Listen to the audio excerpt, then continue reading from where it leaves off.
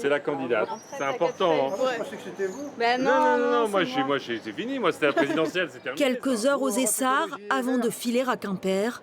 En ce début de canicule, Yannick Jadot achève son tour de France pour soutenir les candidats.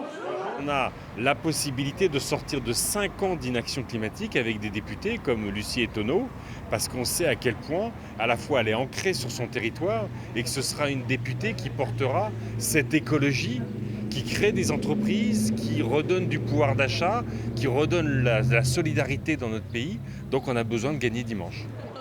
Une dizaine de points derrière le candidat de la majorité présidentielle, Lucie Etonneau fait le pari de la proximité appliquée à l'écologie. Sur les commerçants, on a beaucoup abordé la question de comment on s'adapte face aux enjeux énergétiques. Beaucoup nous annoncent que leurs factures ont augmenté, qui s'interrogent sur comment ils vont pouvoir y faire face d'ici à la rentrée. Et donc il faut vraiment des mesures structurantes et pas simplement des mesures dites de pouvoir d'achat. Aux Herbiers, c'est un symbole économique, le siège d'un des leaders français du double vitrage qui a été choisi pour afficher le soutien de Bruno Le Maire à une candidate en mauvaise position.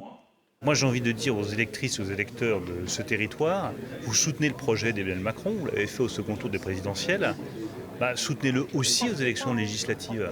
Et soutenez-le à travers la candidate de la majorité présidentielle, Martine Léguy-Bellois, qui est candidate pour un second mandat.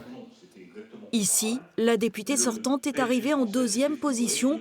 Face au ministre, elle avait invité le monde économique à déposer en quelque sorte une liste de courses.